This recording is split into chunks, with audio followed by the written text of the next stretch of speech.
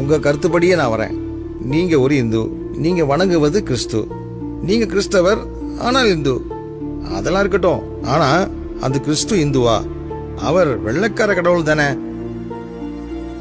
அவர் வெள்ளைக்கார கடவுள் இல்லை. இயேசு கிறிஸ்து பாலஸ்தீனத்தில் பிறந்தவர்.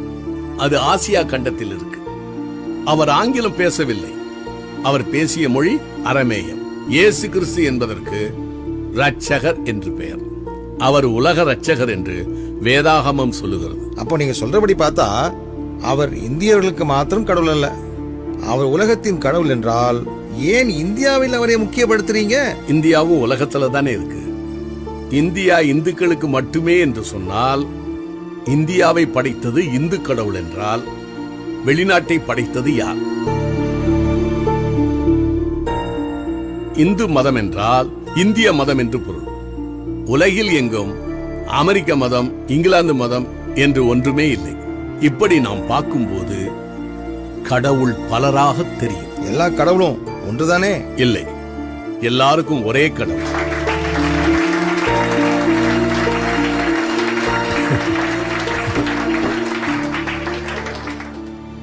உங்க பெயர் கிறிஸ்தவ பெயரா தெரியலையே. உங்க அப்பாவுக்கு நீங்களா பேர் வச்சீங்க? ஐ அப்ஜெக்ட் திஸ் யுவர் ஆனர். இல்லையா, நான் ஒரு உதாரணத்துக்கு தான் கேட்கிறேன். Your honour.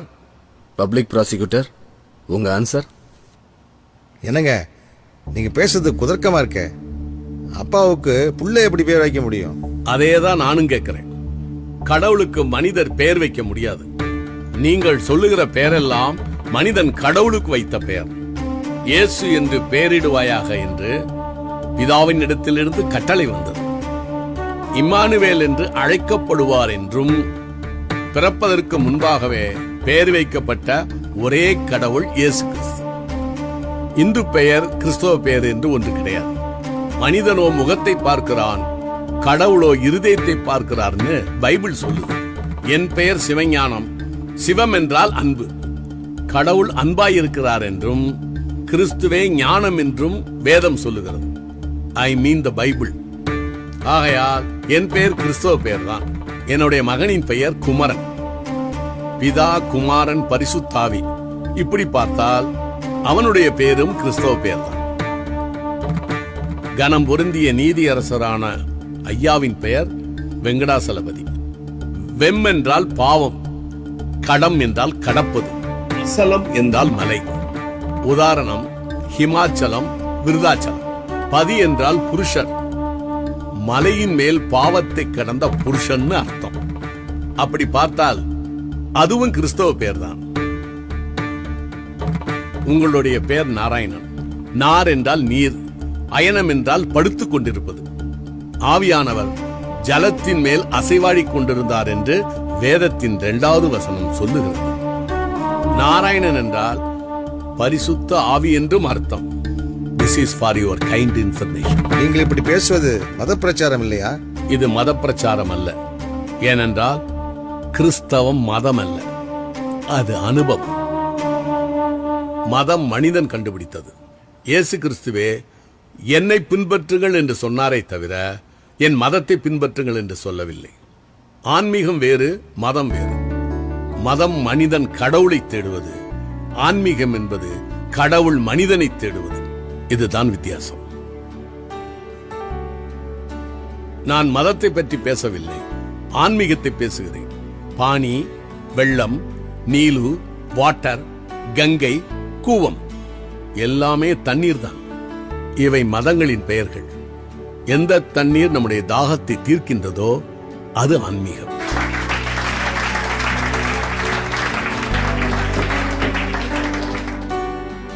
சத்தியம் ஒன்றுதான் இருக்க முடியும். அந்த சத்தியம் என்ன என்று அறிந்த பின்பு இந்த உலகத்துக்கு சொல்ல வேண்டும் என்பது கடமை. சுவிசேஷம் விதைப்பது என் மேல் விழுந்த கடமை. அதை விதைக்காவிட்டால் எனக்கு ஐயோ என்று என்னுடைய வேதம் சொல்லுகிறது.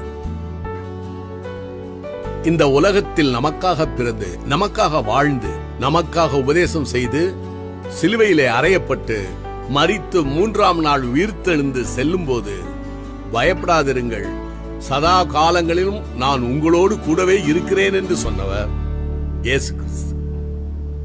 எஸ்கியூஸ் மீ சார், இயேசு கிறிஸ்து மட்டுமல்ல, முருகப்பெருமானும் சொல்லியிருக்கார், யாம் இருக்க பயமேன். You are right sir. ஆனா ஒரு சின்ன வித்தியாசமும் இருக்கு. யாம் இருக்க பயமேன் என்று சொன்ன முருகப்பெருமான் கையில் வேல் இருக்கிறது. பயப்படாதிருங்கள் என்று சொன்ன இயேசு கிறிஸ்துவின் கைகளில் நமக்காக சிலுவையில் மரித்த காயம் இருக்கிறது. நீங்கள் உலகமெங்கும் போய் சுவிசேஷத்தை அறிவியுங்கள் என்று சொன்னவர் இயேசு கிறிஸ்து. அதைத்தான் ஒவ்வொரு உண்மையான கிறிஸ்தவனும் சொல்லிக் கொண்டிருக்கிறார். நானும் சொல்லுகிறேன். இதை ஏற்றுக்கொள்வதும் ஏற்றுக்கொள்ளாமல் இருப்பதும் அவரவர் விருப்பம். ஏற்றுக்கொள்வதற்கு பெயர் மதமாற்றம் அல்ல, மனமாற்றம்.